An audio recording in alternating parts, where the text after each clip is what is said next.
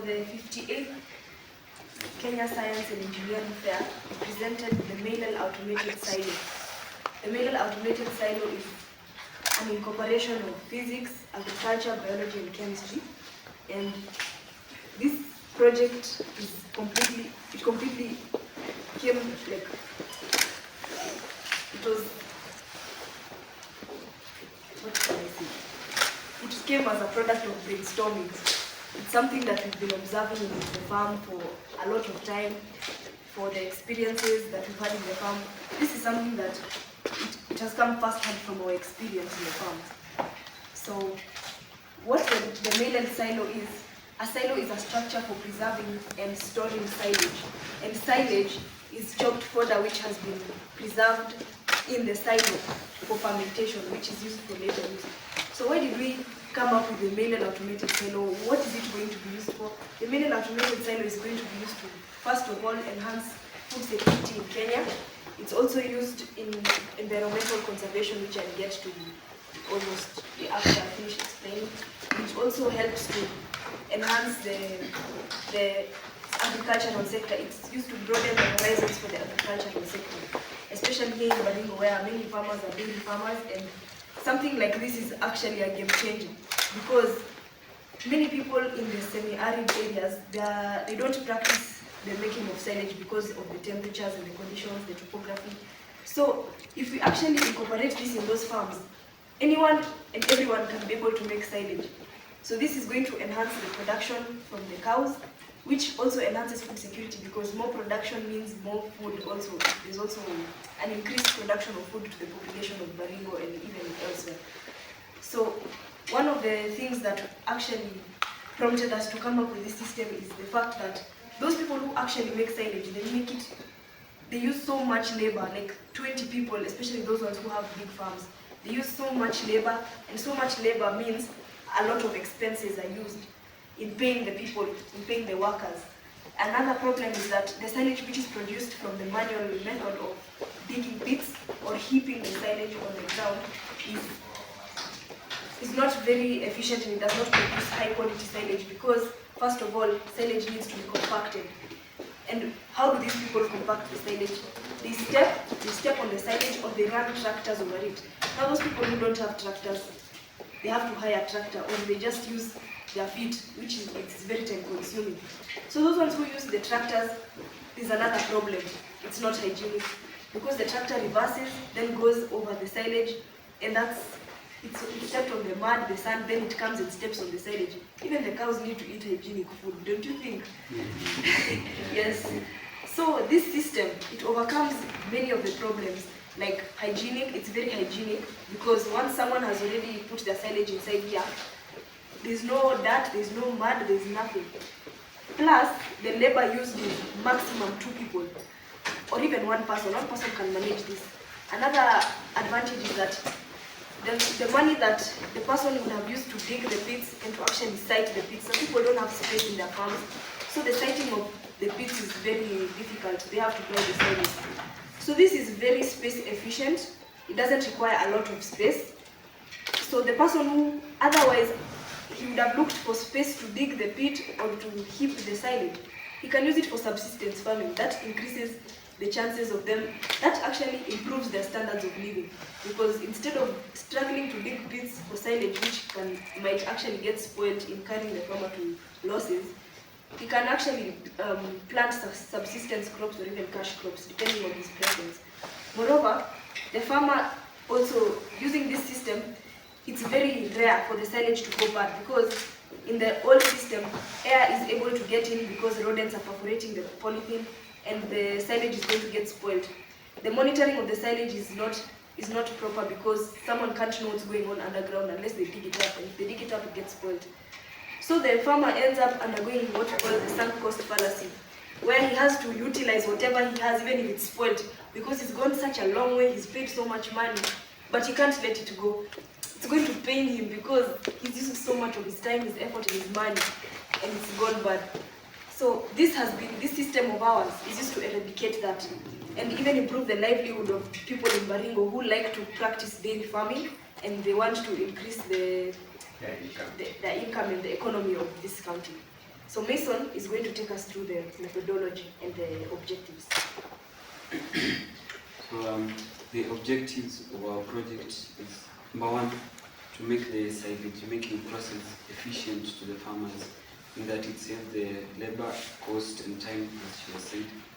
Number two is to ensure that the silage that we produce from our system is of maximum quality and it is healthy to the cows and the animals who consume this silage.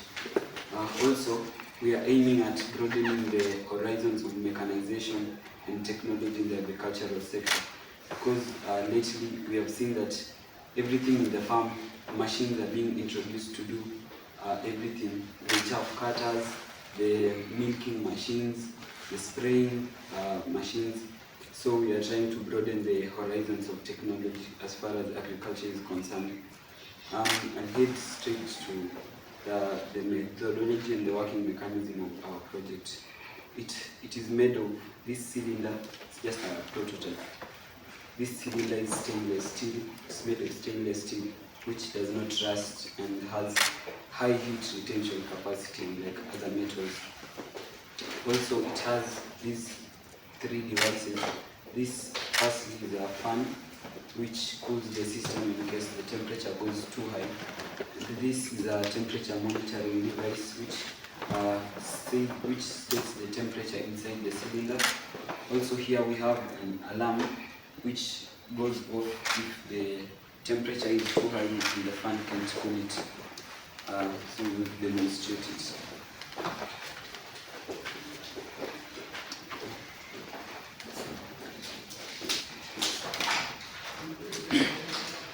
What we have here is called a thermocouple. There is another one here, but this will be used for demonstration. If I hold it, because my hands are warm, the temperature here is going to go high and the fan is going to go on automatically. You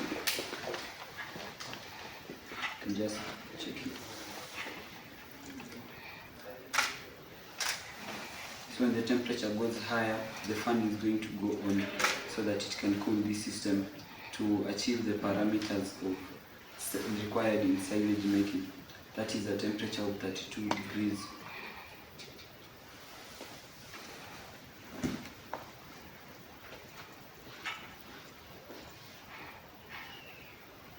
We use hot water to fasten the heating process. So the fan has gone off, and because it does not cool the system fast enough, the siren has gone off. Why is the siren going off? Because it's too hot. I'll explain. So because the temperature has gone low, the fan has gone off. So the purpose of this is that if the fan does not cool the system fast enough to achieve the temperature, the alarm is going to sound so that the farmer will come and look for an alternative method of cooling this system. Maybe he may pour cold water on this cylinder, or he may soak a towel in cold water and put it over the cylinder. So this makes the farmer it provides less work to the farmer, because he will be able to check the cylinder and know what's going on. And compared to the old methods where you just dig a pit and you put your fodder in, you cover it, and you leave it for 14 days without knowing whether your silage is okay or not. So the farmer will come and check what is wrong with the system, and he may be able to make some adjustments according to his preference. So, continue. So the optimum temperature for silage is 32.2 degrees. So we have programmed this temperature control in a way that when the silage goes above 32 degrees, the fan is going to automatically go on to cool it. But the maximum temperature that silage should go, even in hot areas, is 38 degrees. So when this fan is unable to cool the silage above 38 degrees, there's a problem. And that problem is going to cause this alarm to go on to alert the farmer. Now, there's a problem. If the farmer is not anywhere near this machine, he won't hear the alarm. So we've already procured a smart data logger for temperature from Japan. This is a small device that it can send an SMS to the farmer instead of this, because sometimes the farmer might be all the way up there in the farm, he doesn't know what's going on, you can't hear this because of maybe the time of the day or the waves, the sound waves, the temperature, the time of the day, it can cause some difficulties. So this farmer is going to get an SMS from his phone. Anywhere he is, he can control the parameters of this silage. Even if he's in America, he's going to be able to control. So you know these subscriptions for Safaricom, they bring for you and then they tell you press 1 for this, press 2 for this. So we'll program it in a way that for temperature, if we're also going to build a shower over this to pull this system, so that if the farmer wants, if the message is going to show that the temperature is too high, he'll know what to do. He'll press 1, temperature it goes down. He'll press 2, the temperature goes up. So this is going to be, you know, agriculture is the backbone of the economy, as we are speaking. It's very important. So what we are doing here is something that is aiming at achieving even the millennial goals. Yes, that is our project. So where does the silage go? Now, the silage goes inside this cylinder. There's already some fodder inside.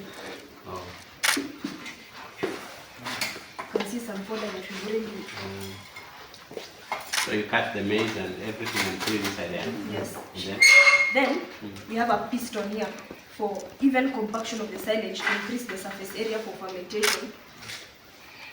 Inside here and uniformity. Because if farmers step on the silage, there is no uniformity. So that this piston is going to aid in even compaction, which leads to uniformity of the silage. How does that piston work? You hand press? Yes. Or you pull it. So that's how you compact it. You compact the silage. Yes. And it is airtight because I think silage is supposed to. It's airtight. In fact, we've gone the extra mile of introducing an air hole. This air hole is aligned with another air hole inside here. It's over here. So if you compress, the air will come out from this hole. It's expelled. And when you're done, you just twist the cylinder so that Close the air. Yeah, you just twist it so that it closes the air hole. Then another feature is these holes here can also collect the effluent from the silage. And how is it discharged? The effluent is collected in here because it will go inside here, and then now when we make this machine bigger, it's going to be easier to collect. Have a discharge point. Yeah. Then effluent can be used as fertilizer. So we are killing two birds with one stone. Yeah. So this is another one. It is there are several. Yes. When you compact all of them at the same time. Yes. Yes. It uses the Pascal's principle of pressure. You know, like where when you apply pressure at one point, it's going to be transmitted equally to the other points. So that's the physics part of it. Then additionally, there's supposed to be some gravel to absorb the radiation from the atmosphere, so that during the night when it's cold, the terrestrial radiation can now heat up the cylinder. So there's going to be an equilibrium of temperature maintained throughout the whole inside the process. Maybe I should take this opportunity to congratulate you. Congratulate you for innovativeness and creativity and search for knowledge. This is what institutions of higher learning and learning are supposed to be. Bastions of knowledge creation is the most important thing that any knowledge institution can be able to provide for its clients. And I think it is not about the winning which is important. It's about the move to drive into a situation where it can be produced for consumption. Because this will revolutionize packages. The process of silage making is very, very manual. When he was explaining how the tractors go through the silage pit.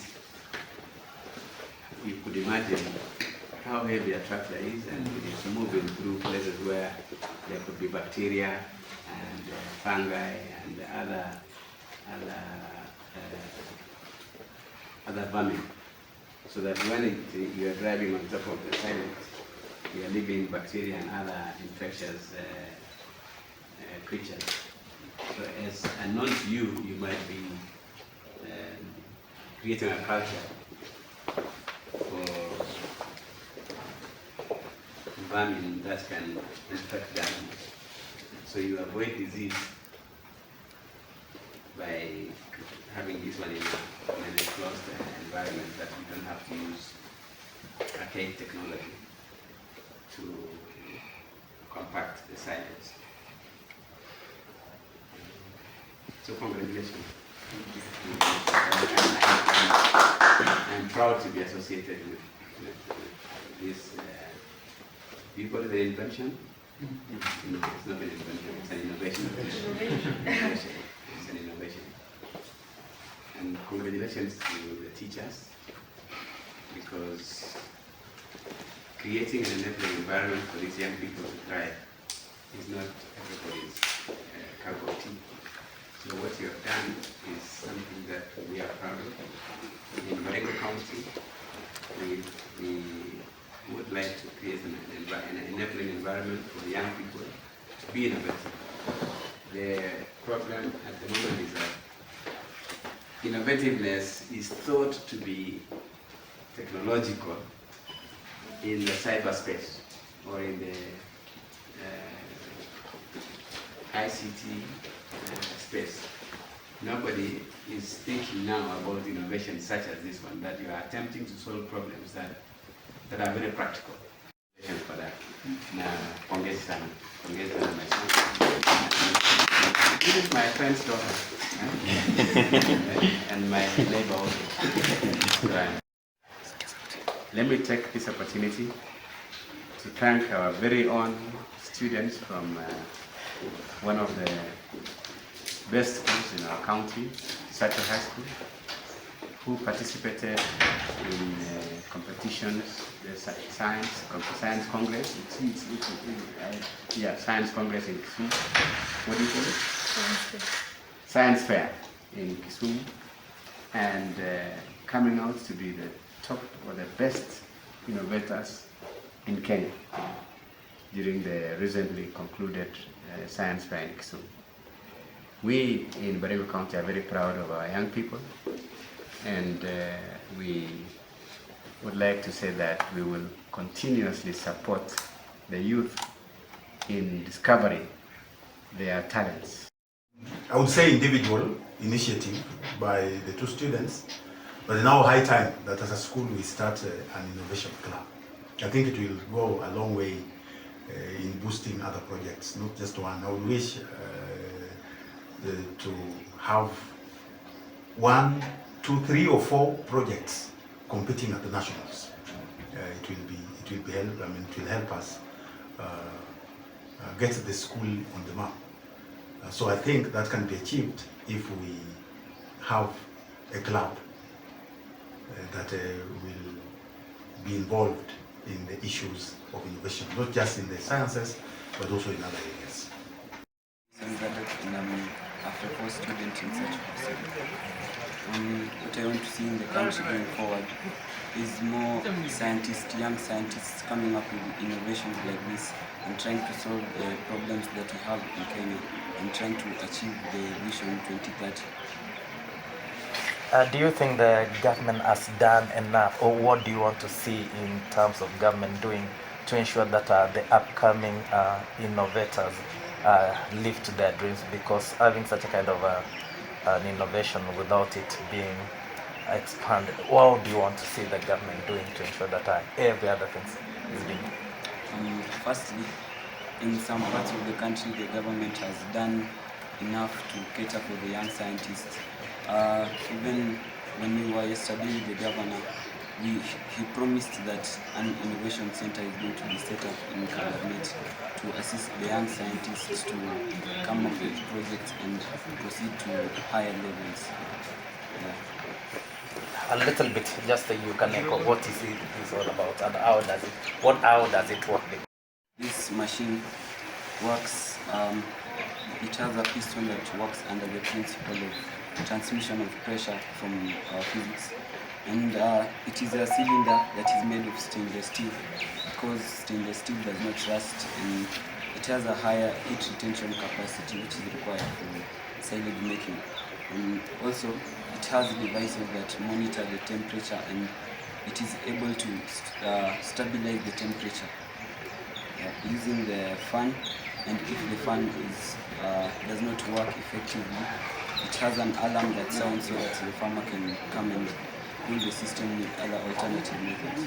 How is this innovation different from the common silage making that you have in our farms? Firstly, this method is hygienic because you see, in the past they used to step on the silage, decompress it with tractors, and so the tractor collects a lot of dirt in its wheels, and it certifies the silage and it leaves a lot of bacteria there, which is not good for the animals. But this system, it is hygienic because you can wash it after you remove the silage, and it's hygienic. To add on that, it is one of the problems that we are facing right now is environmental pollution. And you see, most of the farmers are using the pitch method, which pollutes the environment because they have to line their pits with polythene, and thereafter, after they're done with the silage, they either burn it, which pollutes the environment, decreases the ozone layer, or the animals consume it, they can die, or they are non-biodegradable, and it pollutes the environment as well. Also, those people who are unable to make silage are now able to make silage, maybe because of space, cost. We have put this at reach for many farmers. Most of the farmers will be able to make silage now, those who are not able to make the silage. So it also increases the economy of where we are, and the food production is also increased. Moreover, the polythene that they use in manual silage making is eradicated, because that spoils the environment, and we have already eradicated the use of that. Digging pits which accumulate water, waterborne diseases, all of that is dismissed because of this system. Maybe finally, I've heard you say that many animals do die during a drought season.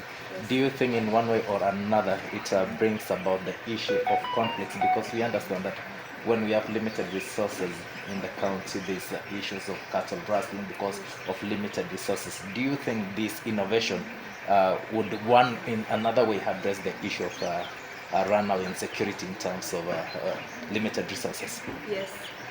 When there's limited resources, that means it's scarce in most of the areas, and people will not die. People are not going to sleep when they know they have families to feed, and that causes conflicts between inter-community conflicts, extra-community conflicts. That means some people will travel from where they are just to come and rustle cattle from other people, just so that they could live at least, because the animals are dying because of the drought. But when our animals are well fed, that means they won't have the need to come and rustle other people's cattle, because already their cattle is already catered for. That means they've fed their cattle, even them they're being fed, it's going to be smooth, because that contrast is not going to exist. Better. Thank you.